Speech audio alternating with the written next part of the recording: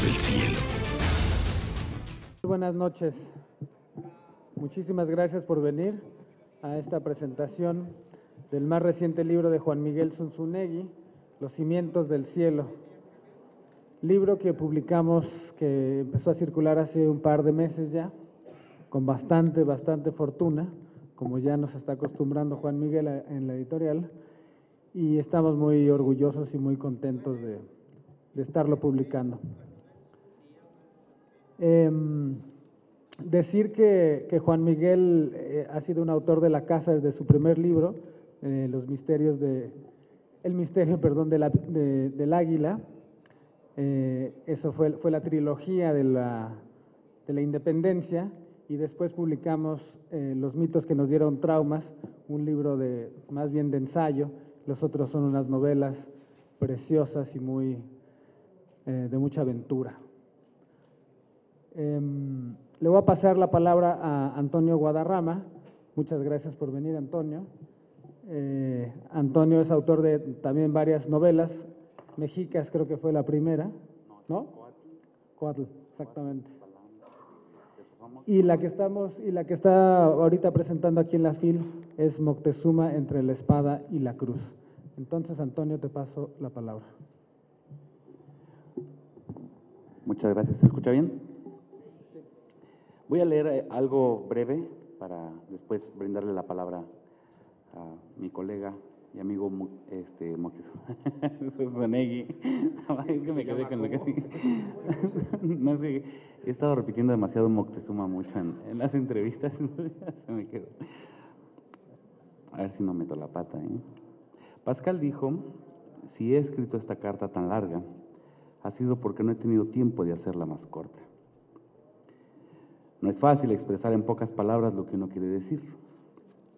Hice lo posible por no alargar demasiado este discurso, pues como todos sabemos, esta es la fiesta del autor y no del presentador.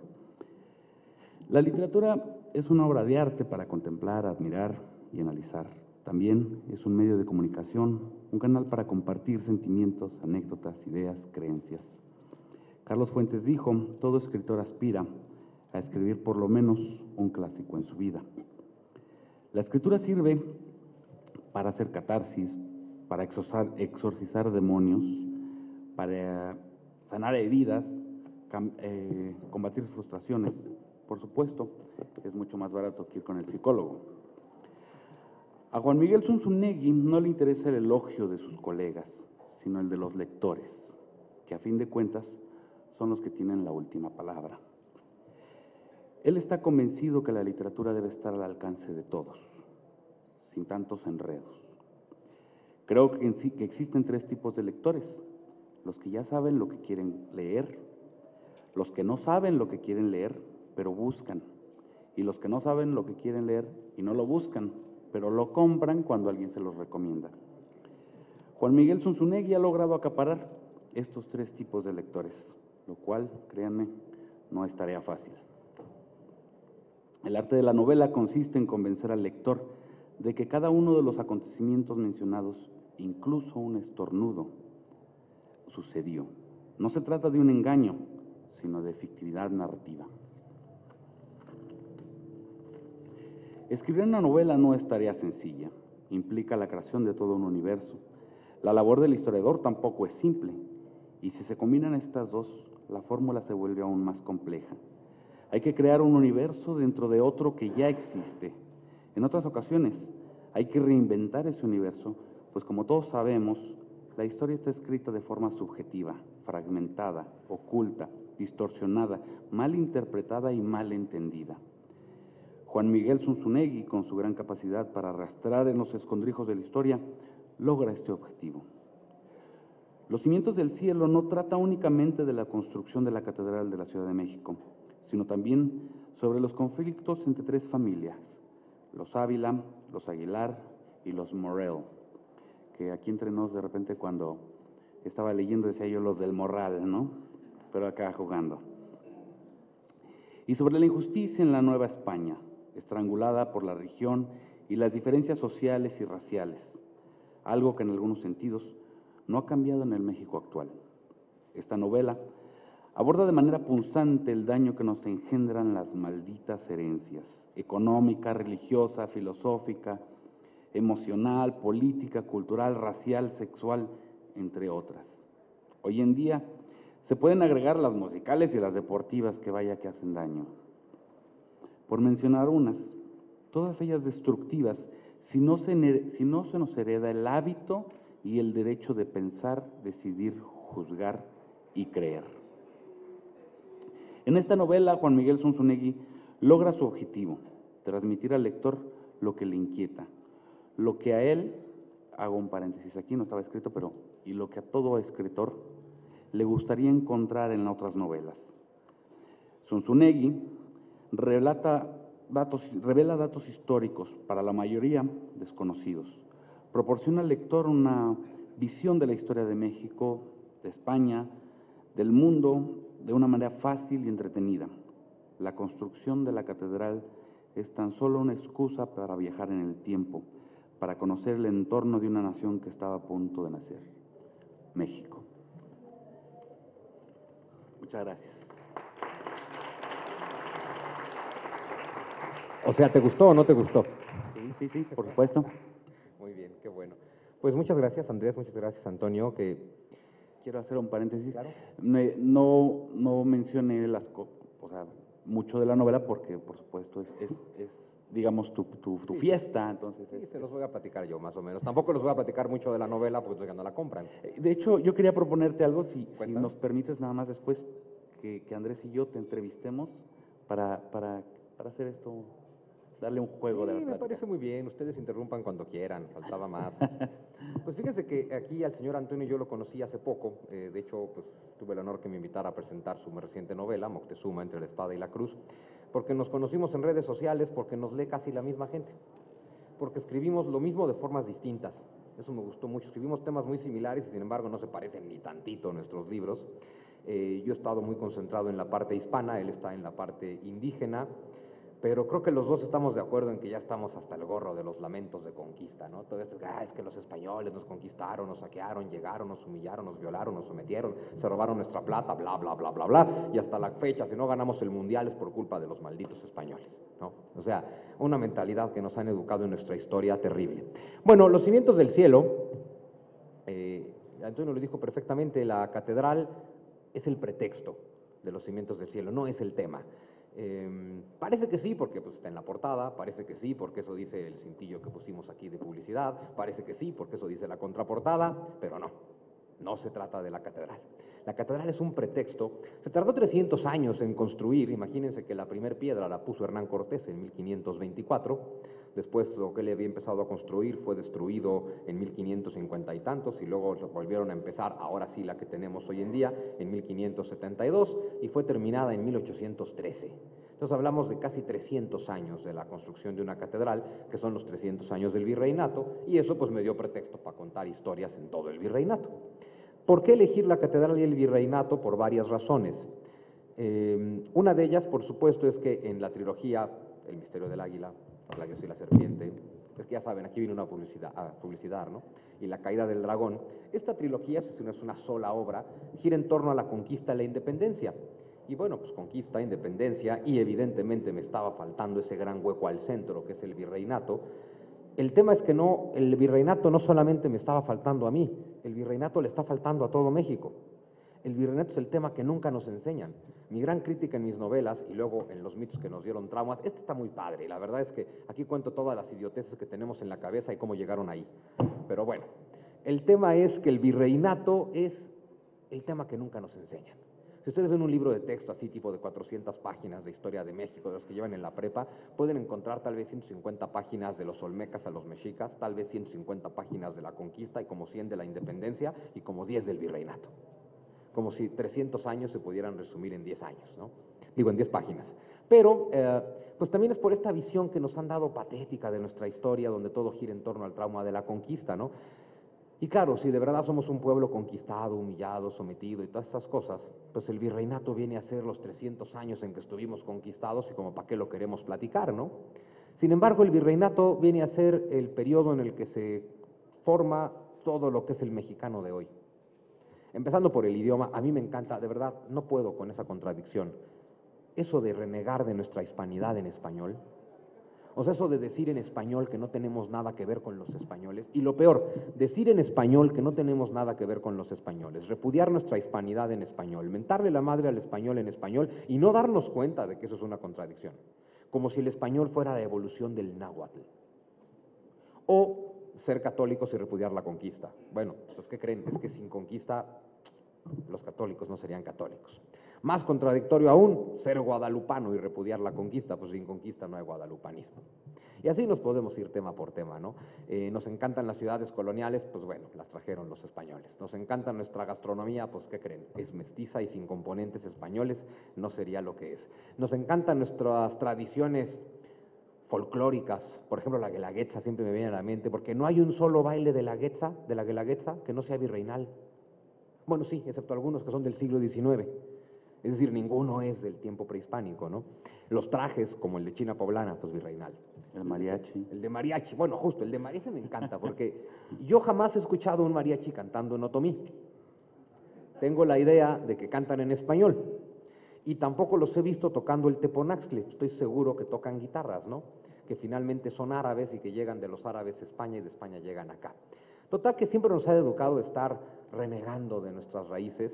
Nos dicen que somos indios conquistados y además un mito centralista y chilango, porque nos dicen que somos aztecas. Y pues digo, pues los chilangos como yo podríamos ser aztecas, ¿no? O descendientes de los aztecas, pero pues quiero ver quién de ustedes, ¿no? ¿Quién en Guadalajara, quién en el norte, quién en Yucatán, quién en el sureste, quién en el Golfo desciende de los aztecas? Nadie. ¿Y quién en la capital, en Chilangolandia? Pues tampoco, porque el 97% de la población indígena azteca murió entre 1521 y 1620, pero bueno. El tema es que si no conocemos el virreinato, pues no nos conocemos a nosotros mismos, y por eso decidí que valía la pena hacer una novela ubicada en el virreinato que tenga la catedral como pretexto.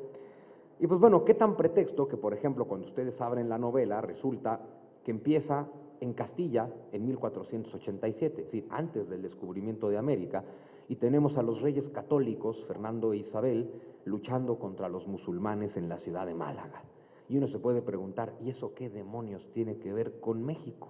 Bueno, pues tiene que ver todo, porque Málaga fue la última ciudad que los reyes católicos conquistaron antes de, en 1492, mismo año del descubrimiento de América, conquistaron Granada. Con eso terminaron con el dominio musulmán de 700 años en la península ibérica. Con eso unificaron una serie de reinos cristianos que para mediados del siglo XVI habían conformado España. Es decir, imagínense nada más, que pues México no pudo conquistar España porque no existía ni México ni España. Entonces ya desde ahí tenemos unos problemas enormes. En 1521 Hernán Cortés no llegó a México.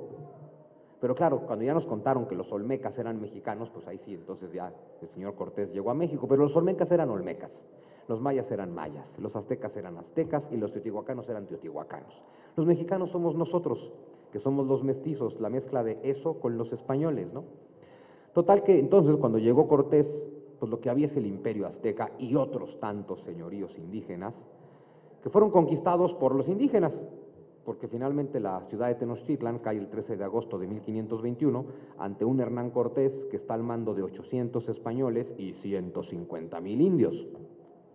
Porque si queremos contar la historia como nos la cuentan aquí, como telenovela barata de Canal 2 con buenos y malos, pues los malos del cuento en este cuento acaban siendo los aztecas, porque es el pueblo al que todo mundo odia en esa época, por eso todo el mundo se pone del lado de los españoles, ¿no? Pero bueno, el tema no es quién es el bueno y quién es el malo, el tema es que dejemos de pelearnos contra nosotros mismos, porque pues finalmente tenemos nuestra hispanidad, tenemos nuestro indigenismo y siempre nos han educado para tomar el indigenismo, tomar la hispanidad y echarlos a romperse la madre. De ahí que México sea una cultura de conflicto y que nos encante rompernos la madre. Cuando ya es momento de tomar nuestra hispanidad, nuestro indigenismo, fusionarlos, aceptar las cosas y aceptar que eso somos nosotros. Hay gente que dice esto de que el hubiera no existe, ¿no?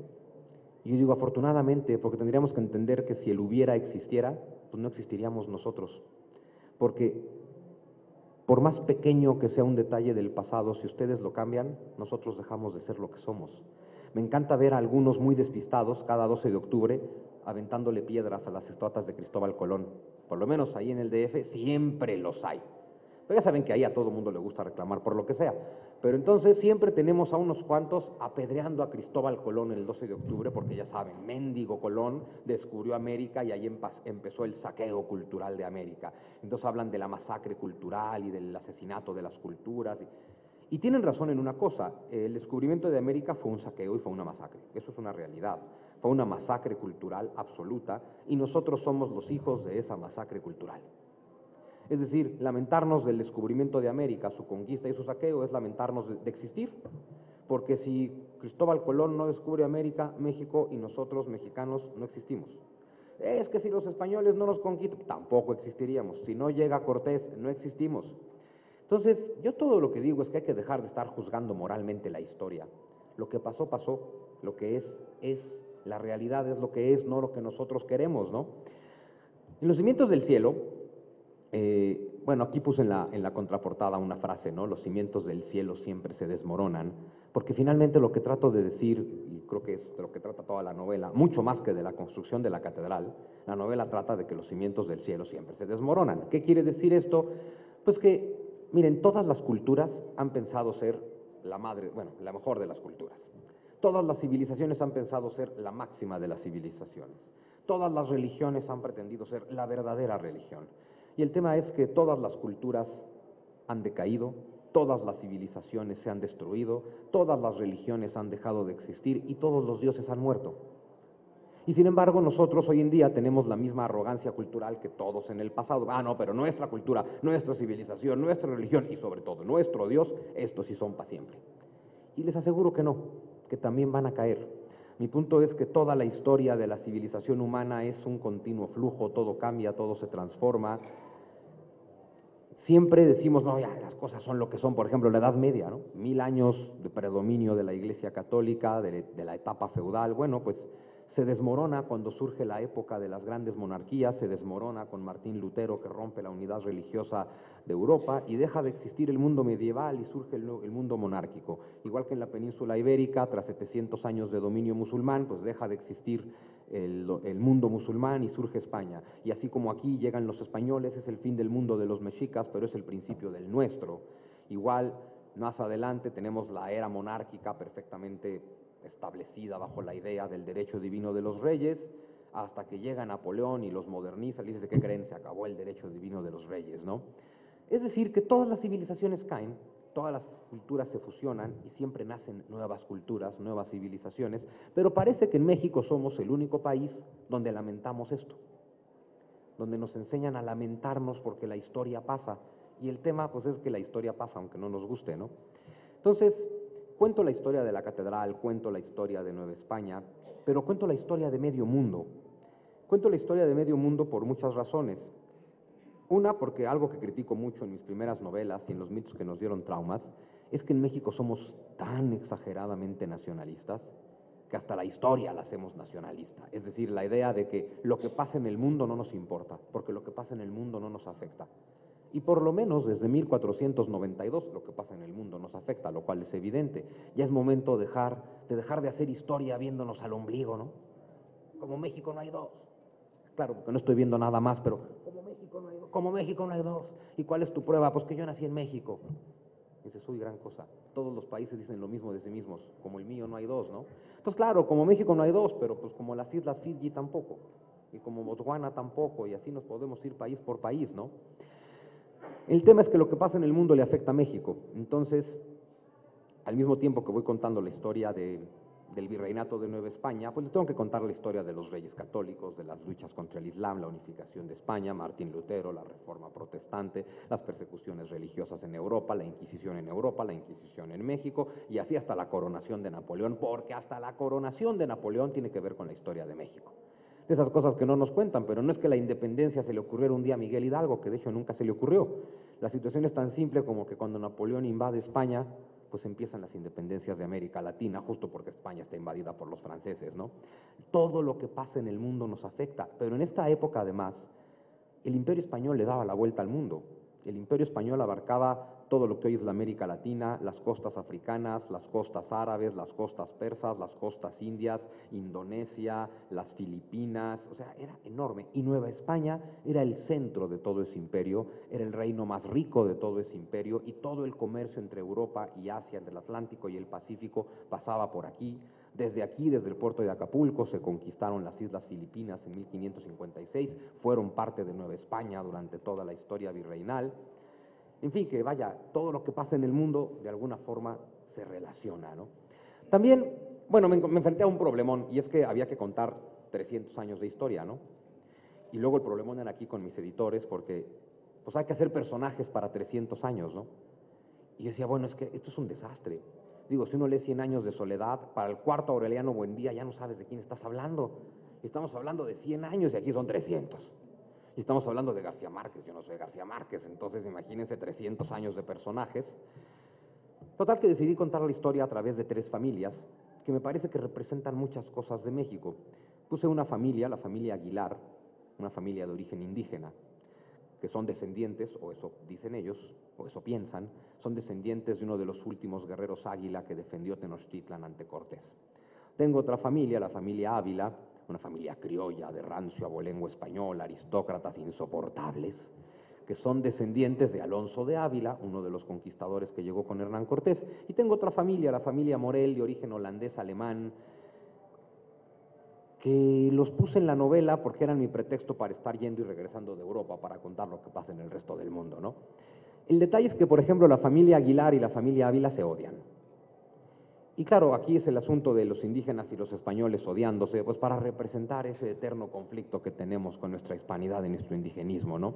Pero además se odian por razones históricas. Todos los odios son de razones históricas, porque finalmente los Ávila son descendientes de los conquistadores, y el conquistador Alonso de Ávila mató a un guerrero águila, y este guerrero águila es el ancestro de toda esta familia Aguilar, entonces las familias se odian. Pero yo cuento la historia a través de los hijos de estas familias en 1789, Juan Aguilar y Ángel Ávila, que como son niños y todavía no les llenamos la cabeza de patrañas, pues son amigos. Ellos no saben que tienen la obligación histórica de odiarse. Claro, se las van a enseñar. Entonces ahí está el gran problema. Ellos son amigos, no tienen la cabeza llena de patrañas, va pasando el tiempo, van creciendo y aprenden a odiarse, porque no podía ser de otra forma. Y luego, para complicarlo más, resulta que Pedro Aguilar es un personaje muy extraño. Él es el pilar de los cimientos del cielo, ¿no?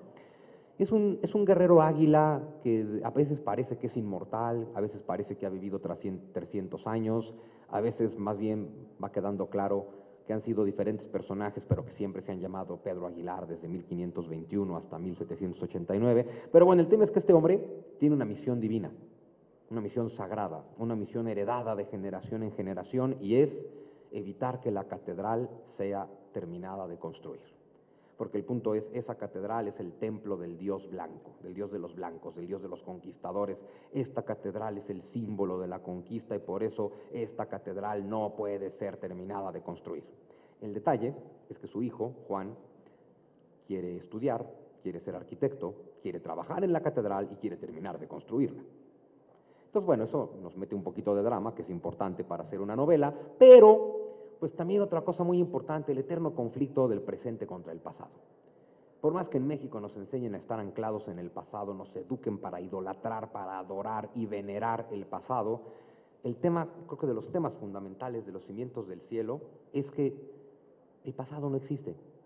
El pasado está muerto, el pasado se fue, el pasado es pura memoria, el pasado es una ilusión. No hay respuestas en el pasado, no solo porque no existe, sino porque las respuestas del pasado pudieron ser buenas para las circunstancias del pasado, no para las circunstancias del presente. Pero aquí nos enseñan a encarar el siglo XXI con las respuestas del siglo XIX, lo cual es un gran problema, ¿no? Vamos a hablar de reforma energética, perfecto. Entonces la izquierda conservadora va, desempolva el fantasma de Lázaro Cárdenas y dice, no se puede hacer nada porque Lázaro Cárdenas lo nacionalizó. Y dice, sí, en 1938. Respondiendo a las necesidades de 1938, las circunstancias de 1938. El mundo de hoy es distinto. Cuando Lázaro Cárdenas hizo eso, no había celulares, no había internet, no había globalización económica, no había crisis de petróleo. Las cosas cambian. Evidentemente, con esto no quiero decir que entonces debamos privatizar Pemex o el petróleo, solo digo que deberíamos ser capaces de discutirlo. No de simplemente descalificar con etiquetas al que no piensa como nosotros, desempolvar un fantasma del pasado y entonces ya, que nadie le mueva. Igual, si hablamos de reforma religiosa, entonces empolvamos el fantasma de Benito Juárez. Decimos, no, porque Juárez. Dices, pues sí, pero Juárez murió en 1872, ¿no? Es decir, y sus leyes religiosas son de 1855, las circunstancias del 2013 son diferentes. En términos de la Iglesia no tan diferentes, porque la Iglesia evoluciona despacito, despacito, despacito. Pero bueno, el tema es que no se puede encarar el futuro con el pasado. Y bueno, lo quiero representar mucho con estos muchachos, bueno, con Pedro Aguilar y su hijo, porque esto no solamente es un problema de países, de pueblos, es un problema de todas las familias y de todos los individuos. Decía Serrat que en una de sus canciones, a menudo los hijos se nos parecen y nos dan la primera satisfacción. Y es que eso parece, todo el mundo quiere hacer de su hijo su réplica. Le pones tu nombre, tiene tu apellido, tiene tus genes, se parece a ti afortunadamente, y quieres que estudie lo que tú estudias y que haga lo que tú hagas y que se comprometa con lo que tú te comprometiste, y ahí vamos arrastrando el pasado. Y la verdad es que los padres siempre tienen expectativas en los hijos, pero eso es bronca de los padres. Los hijos no tienen por qué responder a las expectativas de los padres ni a las de nadie. Cada quien tiene su momento, cada quien tiene su vida, y el punto es que hay que dejar el pasado y recibir el presente. Ahora meto otra familia, esta familia, la familia Morel, los del Morral, tal cual, alemanes, holandeses, luteranos protestantes escondidos en Nueva España, donde es un delito ser luterano protestante, un delito de muerte, porque la intolerancia de la Inquisición, pues ya saben cómo es, ¿no? Sin embargo, los traigo no solo porque me permiten estar yendo a Europa, sino porque contra la familia Aguilar y la familia Ávila, que viven anclados al pasado, porque, ojo, obviamente Aguilar vive anclado al imperio mexica, y evidentemente los Ávila viven anclados al medioevo español. Y estos Morel son los que piensan, son los que leen, son los que tienen ideas nuevas, son los que enfrentan el mundo, son los que tienen un pensamiento completamente distinto. Entonces, bueno, me parece que es muy importante meterlos aquí justo por eso, ¿no? Y bueno, entonces, obviamente no les puedo contar toda la historia, pero la catedral, como ustedes saben, pues sí se terminó de construir, ¿no? Aunque en realidad a veces parece que no, porque si ustedes van, siempre hay algo que están remodelando, siempre hay algo que están construyendo, siempre hay algo que ya se cayó, siempre hay algo que hay que volver a construir, pero me parece muy bien que esa catedral no se termine nunca, porque cuando algo está terminado, está muerto también. De hecho, en esta novela, creo yo, que también hablo mucho contra la identidad. Aquí nos han educado que la identidad es algo bueno, hay que tener identidad. Cuando tienes identidad, estás muerto. ¿A qué me refiero? Ya te identificaste, yo soy esto.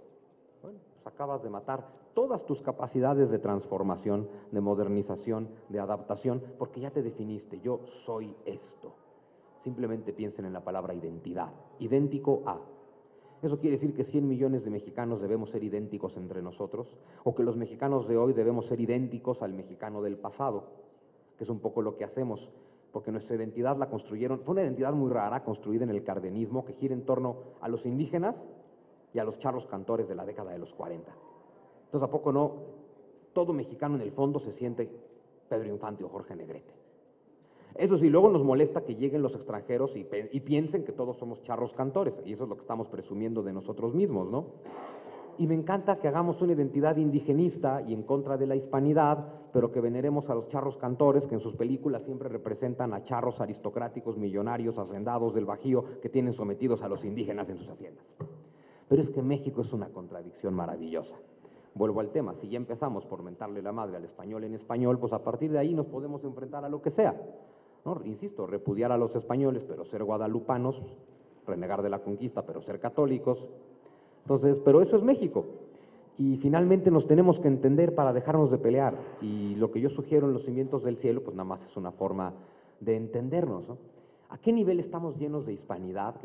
Bueno, además, ¿y a qué nivel nos llenan de traumas de que tenemos que ser indígenas? Que en general siempre me encuentro personas que tratan de encontrarle los orígenes indígenas a todo. Tengo una amiga de cantante ranchera, de ex cantante de rancheras, que asegura que el mariachi es de origen otomí.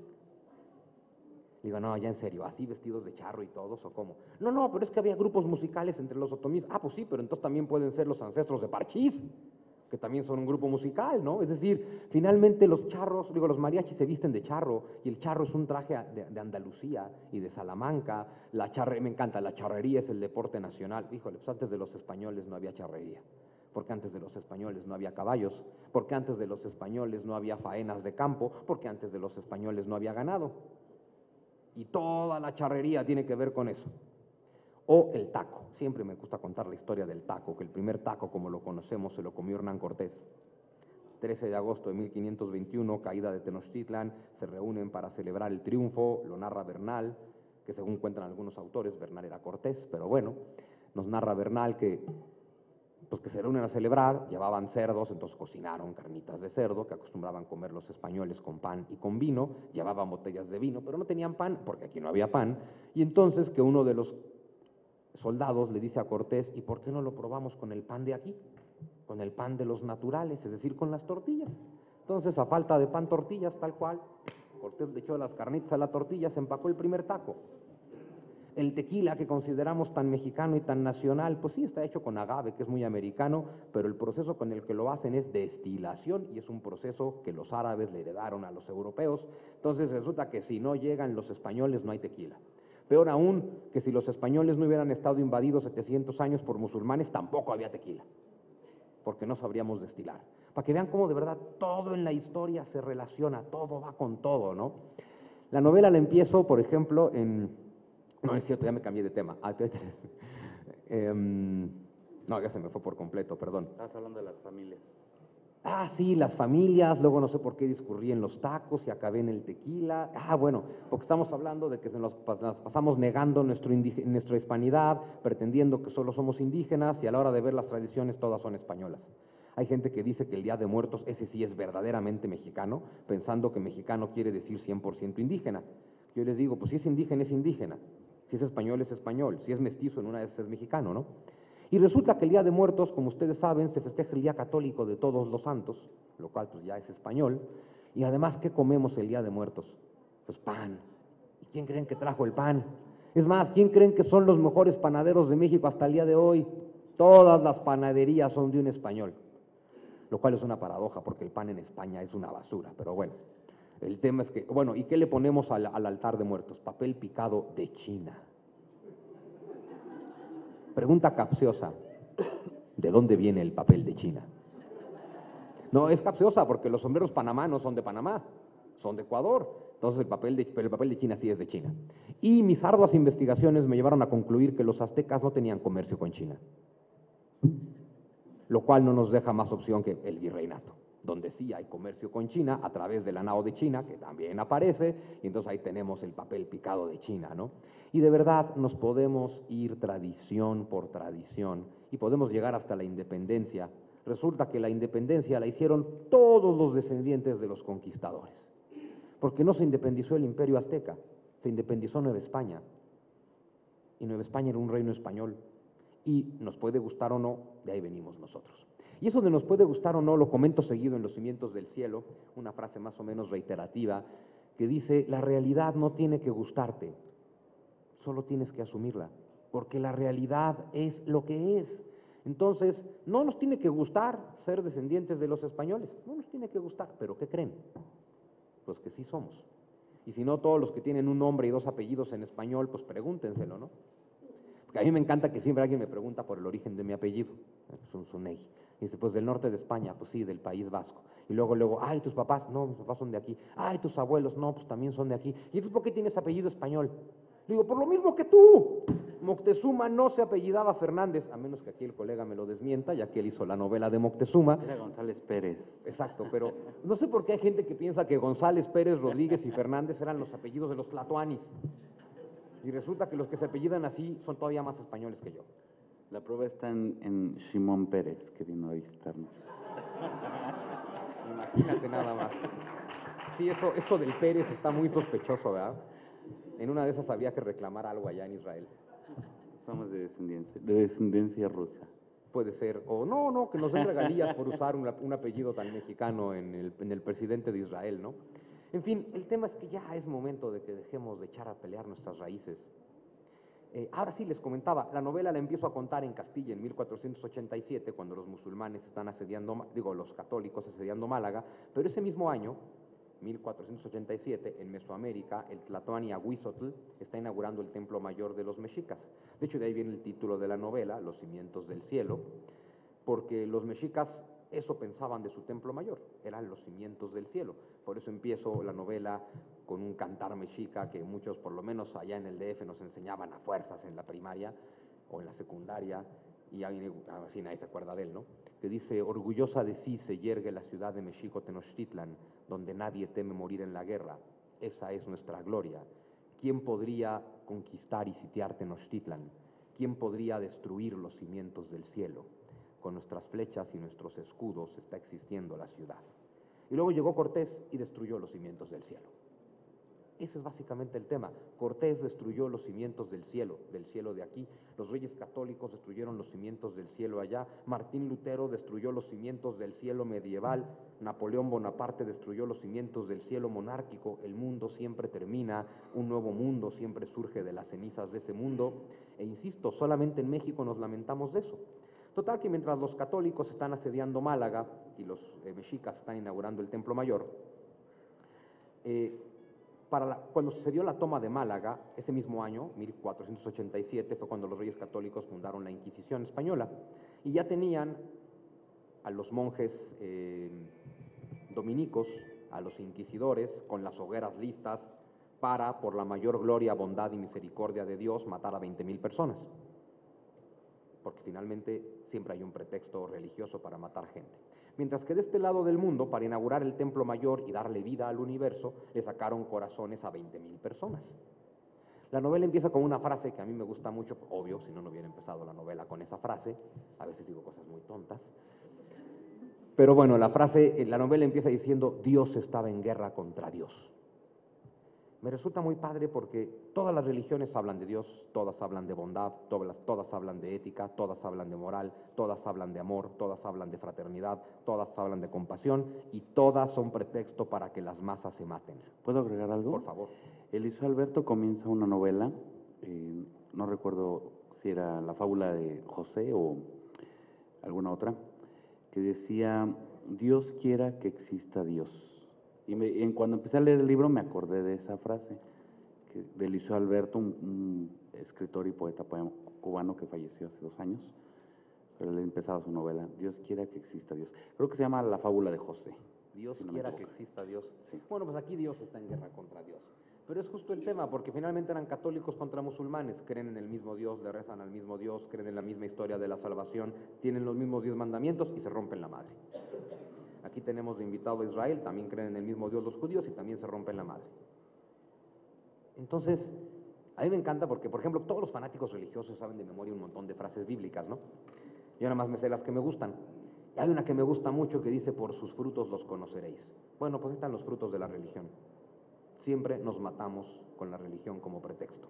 Hasta que en el siglo XVII, en la Guerra de los 30 años, que también se las cuento aquí, pierde totalmente el predominio religioso la Iglesia Católica y es la era del surgimiento del nacionalismo. Entonces dejamos de matarnos por Dios y nos empezamos a matar por la nación. Y el tema es que siempre hay un discurso que nos lleva a rompernos la madre. Y en el tema de México es toda una cultura de conflicto la que tenemos. A mí me encanta que nos hablen de tolerancia y diálogo en los medios de comunicación. ¿Y cuándo nos han educado tal cosa? Toda la educación mexicana es de concilio, toda es de rompernos la madre. No piensas como yo, estás mal. No piensas como yo, bueno, en esta época, no crees lo que yo creo, eres un hereje y te vas al infierno. Hoy en día, no crees lo que yo creo, pues eres un vendepatrias y te vas a la chingada. Pero el punto es que siempre tienes una etiqueta y siempre te vas a algún lado. Digo, básicamente, ¿no? Ahora, la intolerancia mexicana tiene un origen. Se llama catolicismo. Nos puede no gustar, porque yo sé que el 87% de los mexicanos son católicos, pero es un hecho. Hay pocas cosas tan intolerantes como el catolicismo, o como el islam, o como el judaísmo, o como cualquier religión. Todas parten de la base de yo estoy bien, los demás están mal, y el nacionalismo parte de la misma base. Los que nacimos de este lado, de esta línea imaginaria llamada frontera, somos mejores que los idiotas que nacieron del otro lado, sobre todo si el otro lado se llama Estados Unidos y tenemos el deber patriótico de odiarlos. Pero el tema es que siempre tenemos discursos para echarnos a pelear. Mis primeras 3 novelas son muy conflictivas, cabe señalar. Y esta me gustó porque me quedó muy conciliadora. Yo antes era muy conflictivo, ahora soy un poco más conciliador, ¿qué les puedo yo decir? Pero ya no necesitamos más conflicto, ¿no? Necesitamos conciliarnos. Esa es básicamente la propuesta de Los cimientos del cielo. El gran pretexto, por supuesto, es la construcción de la Catedral Metropolitana, que evidentemente les cuento las partes más importantes de la construcción de la catedral, pero pues no me dejará mentir Andrés, que tengo la idea de que la leyó. Bueno, digo, es que uno nunca sabe, ¿no? Ya ven Peña Nieto. Ya salí peor. Pero yo por eso, cuando me preguntan 3 libros que marcaron tu vida, pues lo bueno es que yo los escribí. Pues no pasa nada, ¿no? Digo, faltaba más. En fin. No me dejará mentir Antonio, que también la leyó. Sí la leíste, ¿verdad? Muy bien, que también la leyó. Mi secretaria dice que está buena. Ah, muy bien. Esa es la idea. Pues bueno, escribió muy bonito discurso. También. El tema es, no me digan, no trata de la catedral. Con todo y que el tema de la catedral era idea aquí de los editores más que mía, yo le tenía miedo porque pues esta novela histórica finalmente es en Nueva España y es entre la conquista y la independencia. Y es que, quiero agregar, Sí. hubiera sido realmente aburrido que toda la novela se tratara de la catedral, o sea, sí es, o sea, como que, Claro. y pusieron la piedra número 33 el día 400, no, pues no. Bueno, pues como la catedral Hubiera del mar, sido que muy- solo trata pero de la catedral. nos entrega unos datos muy interesantes de, o sea, que hubo derrumbes, que una de las columnas se cayó, que se inundó, o sea, todas estas cosas son muy desconocidas para nosotros. Creo que eso es lo que le da mucho valor a esta novela, ¿no? Es que yo me encontré que no había libros de la catedral, sí hay muy poquitos. O sea, yo para hacer el proceso de investigación no encontré libros de la catedral, es un tema del Templo Mayor, todos los del mundo, y volvemos a nuestros complejos y traumas. Ya una vez, ya me han increpado, de hecho varias veces con el tema de, ¿por qué la catedral? O sea, ¿por qué no algo como el Templo Mayor, más mexicano? Digo, justo por eso, el Templo Mayor no es mexicano, es azteca. Esto es mexicano porque pues finalmente todo el sincretismo religioso y fusión de culturas que somos, pues está aquí, ¿no? En mi novela aparecen más de 100 personajes históricos que también me suelen preguntar, ¿y cómo distinguimos la ficción de la realidad? Yo estoy convencido de que una buena novela histórica justo no te das cuenta qué es ficción y qué es realidad, sino que todo tiene que estar mezclado, ¿no? Les pongo una lista de personajes reales al final para que más o menos se puedan ubicar. La historia la empiezo con, bueno, primero me remonto a Castilla y los musulmanes y demás, pero la historia de estas 3 familias la cuento a partir de 1789. Ese año es muy importante, no solamente porque es la Revolución Francesa, que influye mucho con lo que pasa en América, sino porque ese año tomó el poder en Nueva España el que dicen muchos historiadores que es el mejor virrey, que es un hombre desconocido por mucha gente, el virrey Revillagigedo, pero es desconocido por mucha gente porque 64 virreyes tuvimos, la gente sabe el nombre del primero y del último, porque es lo que nos preguntaban en el examen en la primaria, ¿no? Pues nos basta con don Antonio de Mendoza y don Juan de O'Donojú, y en el Inter, pues otros 62, ¿no? Bueno, total que Revillagigedo tomó el poder en 1789, llegó a la Ciudad de México y dijo, esto es una mierda, literal así lo dijo, porque literal así era, de verdad, era un estercolero tremendo, y él fue el que la mandó embellecer, el que la mandó reconstruir, el que mandó hacer muchos de los edificios que hoy tenemos, el que mandó aplanar la plaza, y en el aplanado de la plaza, plum, salió la Piedra del Sol. Eso también se lo van a encontrar aquí. Gracias al embellecimiento que mandó hacer el virrey Revillagigedo, es que más adelante, en 1803, cuando llega Alexander von Humboldt, que también aparece aquí, que es el que dice que esto era, bueno, la Ciudad de México era la ciudad de los palacios, pues lo es gracias a las obras del virrey Revillagigedo, ¿no? También aparece el virrey Bejarano, casi nadie sabe de la historia del virrey Bejarano, pero resulta que era uno de los políticos más corruptos de la historia de este país y se apellidaba Bejarano. Es que la forma en que nuestra historia es inamovible me encanta.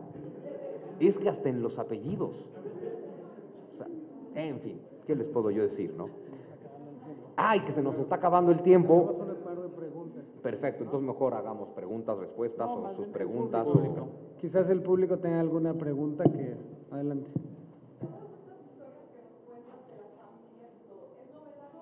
Todo es novela. Todo es novela, es decir, todo está inserto en un contexto histórico absolutamente real. Todos los personajes históricos que menciono son reales, respeto toda la historia. Mis personajes son ficticios porque yo estoy convencido de una cosa, si no hay ficción, no hay novela. Muchos escritores hacen historia novelada. No que esté bien, no que esté mal, solo digo que son géneros distintos, ¿no? Si yo te cuento la historia de lo que pasó con diálogos y narrativa de novela, está muy amable, es muy bonito, pero no es una novela, en mi opinión, que creo que si no hay ficción, no hay novela. Entonces mis personajes son ficticios, eso me permite crear historias, crear dramas para mantener una tensión dramática en la novela. Todas estas familias tienen algún dato real. Por ejemplo, la familia Ávila desciende del conquistador Alonso de Ávila, ese sí existió. Uno de los miembros de la familia Morel murió en la hoguera de Nueva España. Ese Morel que murió en la hoguera de Nueva España sí existió. O sea, tomas las verdades que te encuentras y las rodeas de ficción, como hacen igual los historiadores. Igualito, solo que esto es mi propia ficción. La historia es la ficción académicamente aceptada. Esa es más o menos la diferencia. ¡Sas! Este Sun Tzu siempre dice cosas tremendas. En fin, ¿alguien más? ¿Dudas, quejas, sugerencias, comentarios, preguntas? Aquí tenemos algunas. Te refieres a una familia Aguilar. El primer personaje que encuentran los españoles a su llegada a Yucatán es un Aguilar. ¿Relacionado con esa familia? No, no tiene que ver con él, tiene que ver con que mi personaje era un guerrero águila. Y finalmente, bueno, se llamaba Chimalpopoca, pero pues los españoles ya ven que ahí sí, a la hora de bautizar eran un poco originales, de acá para acá todos son Pedro, de acá para acá todos son María, y entonces a Chimalpopoca le tocó ser Pedro, y como era un caballero águila, pues simplemente es Aguilar, que es como el águila de piedra, que me gusta mucho ese simbolismo en la novela, porque Pedro Aguilar, a lo largo de 300 años, nunca deja de pensar lo mismo. O sea, pasa el tiempo, pasan las décadas, pasan los siglos, porque parece que es inmortal, y su mente siempre está anclada en 1521. Como pasa con muchos mexicanos, que somos de piedra en ese sentido, y toda nuestra historia y todos nuestros próceres, pues también son de piedra. Y creo que eso le hace mucho daño a nuestra historia. Todas las vacas sagradas, todos los intocables, le hacen mucho daño a la historia. En fin. Una última pregunta. Sí, nos acabó el tiempo. Y aquí sí nos corren. Sí, y regresando a lo que decías de nuestras raíces indígenas, creo que un lado bueno de todo eso es, o al menos en otra perspectiva, tengo una amiga que vino de Perú, estaba trabajando en la Ciudad de México, y después que platicamos me dice, oye, me sorprende la aceptación que ustedes tienen de su historia, de su pasado, Cuauhtémoc, Moctezuma, Xóchitl, de todos los nombres. Dice, en mi país alguien se llama Atahualpa y no sé qué hace para quitárselo. O sea, creo que también hay cosas positivas en aceptar esto, ¿no? No, claro. Es decir, yo hago un rescate de la hispanidad que no pretende negar el indigenismo. Evidentemente somos las dos cosas, solo que nos han educado que somos solos una. Aunque, y hay una cosa que tal vez es una blasfemia para la historia oficial, pero aunque somos tanto indígenas como españoles, creo que en términos culturales hay mucha más hispanidad que indigenismo. Es que simplemente la lengua en la que hablas y en la que piensas determina absolutamente toda tu estructura mental, y la lengua en la que hablamos y pensamos es español, la religión es la de los españoles y todo el arte y el folclore, ahí hay mucha cuestión indígena, pero finalmente es lo que trajeron los españoles, ¿no? Pero claro, lo que hay que hacer es aceptarlos. Yo sé que el choque de culturas que nos dio origen fue violento, pero esa violencia fue hace 500 años, ya sería tiempo de superarlo. Además de que yo digo que los españoles no conquistaron México porque México no existía, aunque eso hubiera sido así, pues ya fue hace 500 años. Por eso aquí también les cuento la historia de la Guerra de los 80 años, que es la historia de la independencia de Holanda. Y uno diría, ¿y qué viene al caso Holanda aquí? Holanda también fue parte de la corona española. Holanda también se independizó de España. Su guerra no duró 11 años, duró 80. Pero bueno, es que nosotros nos independizamos de España en el momento de decadencia del imperio. Holanda se independiza en el momento de auge, por eso la guerra les duró 80 años, y sin embargo es uno de los países más prósperos del mundo, y no van por ahí diciendo, es que los españoles nos conquistaron, igual que Vietnam no va por ahí, es que los gringos nos bombardearon, o los japoneses, es que la bomba atómica, o los alemanes, es que el muro. O sea, a nosotros nos encanta lamentarnos del pasado de hace 500 años, para echarle la culpa de todas nuestras desgracias actuales. Eso me parece terrible, y por eso hay una gran batalla del presente contra el pasado, ¿no? En los cimientos del cielo. Bueno, muchas gracias. Muchas gracias.